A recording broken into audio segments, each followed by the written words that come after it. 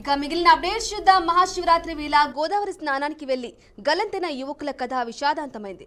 తూర్పుగోదావరి జిల్లా కొవ్వూరు సమీపంలోని తాళపూడి మండలం తాడిపూడి వద్ద గోదావరి నదిలో మునిగి 5గురు దుర్మరణం చెందారు. వారిని రక్షించేందుకు రంగంలోకి దిగిన ఎన్డీఆర్ఎఫ్ సిబ్బంది యువకుల మృతదేహాలను వెలికి తీయటంతో గ్రామంలో విషాద ఛాయలు అలుముకున్నాయి. ఇదే విషయానికి సంబంధించి పూర్తి సమాచారం మా ప్రతినిధి వీరబ్రహ్మం అందిస్తారు. వీరబ్రహ్మం.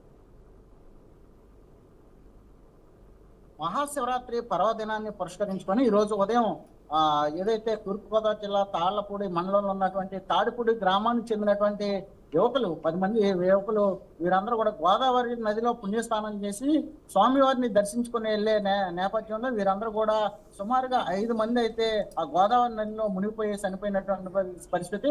ఎవరైతే యువకులు చనిపోయారో వారందరూ కూడా సాయి, అదేవిధంగా పవను, అదేవిధంగా ఆకాష్, తర్వాత సాయి, వీరందరూ కూడా గోదావరి నదిలో మునిగిపోయినటువంటి పరిస్థితి. వీరితో పాటుగా సుమారుగా 11 మంది వెళ్తున్నటువంటి నేపథ్యం. మిగిలిన వాళ్ళందరూ కూడా సురక్షితంగా ఉన్నటువంటి పరిస్థితి. ఎవరైతే చనిపోయినటువంటి నేపథ్యంలో అప్పటికే స్థానికంగా ఎవరైతే బయట ఉన్నటువంటి యువకులు అదేవిధంగా సిబ్బంది అందరూ కూడా అలర్ట్ అవడం జరిగింది. ఇదే నేపథ్యంలో ఆ గోదావరి నదిలో ఎవరైతే మునిగి గాలించడానికి తీసుకొచ్చారో, అదేవిధంగా ఎన్డీఆర్ఎఫ్ సిబ్బంది తీసుకొచ్చి సుమారు 2 ప్రాంతాల్లో 5 మంది మృతదేహాలను కూడా బయటికి తీసుకోవడం, అదేవిధంగా ఆ తర్వాత వాటిని హాస్పిటల్ పంపించడం జరిగింది. ఏదైతే ఈ రోజు పర్వదినం ఏదైతే శివరాత్రి మహాశివరాత్రి ఉంది, శివరాత్రికి అందరూ కూడా సుఖ సంతోషాలతో సరదాగా ఉన్నటువంటి నేపథ్యంలో ఏదైతే ఉందో తాడిపూడి గ్రామానికి చెందినటువంటి మొత్తం యువకులు, చనిపోయినటువంటి యువకులు 5 కూడా అదే గ్రామానికి చెందిన వారు స్థాయిలు అలుపుకున్నటువంటి పరిస్థితి అయితే ఏర్పడింది.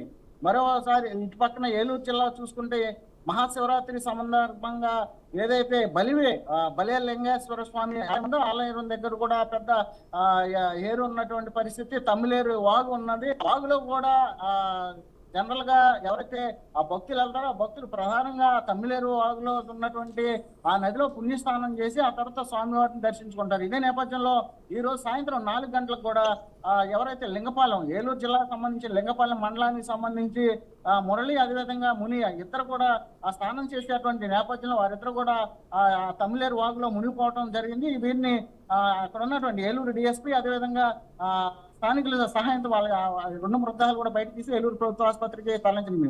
మొత్తానికి మనం చూసుకుంటే ఏదైతే మహాశివరాత్రి పర్వదినాన అందరూ కూడా సుఖ సంతోషాలతో భక్తి పారవశ్యం మునిగేటువంటి నేపథ్యం ఇటు ఉమ్మడి పశ్చిమ గోదావరి జిల్లాలో 7 యువకులు చనిపోవడం పట్ల ఇటు జిల్లా అంతా కూడా దిగ్భ్రాంతికే లోనైనటువంటి పరిస్థితి. ముఖ్యంగా మనం చూసుకున్నట్టయితే ఏదైతే తాళ్లపూడి మండలంలో ఉన్న చనిపోయినటువంటి ఎవరైతే యువకులు ఉన్నారో వారందరూ కూడా ఒకే ఊరికి చెందిన వారు, అదేవిధంగా బంధుత్వం ఉన్నవారు. అదేవిధంగా వీరందరూ కూడా యువకులు ఎవరైతే ఉన్నారో వీళ్ళందరూ కూడా చిన్న వయసు 18 నుంచి 20 సంవత్సరాల వయసు. వీళ్ళందరూ కూడా ఇటు రాజమండ్రి కావచ్చు, లేకపోతే కొవ్వూరు సంబంధించినటువంటి ఒక జూనియర్ కాలేజీలో ఇంటర్మీడియట్ ఫస్ట్ ఇయర్స్ అవుతున్నారు. ఎంతో ఉజ్వలమైనటువంటి భవిష్యత్తు ఉన్నటువంటి ఈ యువకులు ఈ పర్వదినాన్ని వాళ్ళు చనిపోవడం అనేది చాలా విషాదకరము. అదేవిధంగా ఇప్పటికే ఏదైతే పట్టుసీమ సంబంధించి ఏదైతే ఉందో గోదావరి, అఖండ గోదావరి నది మధ్యలో ఉన్నటువంటి పట్టుసీమ సంబంధించి ఆ స్వామివారిని దర్శించుకోవడానికి వెళ్ళారు.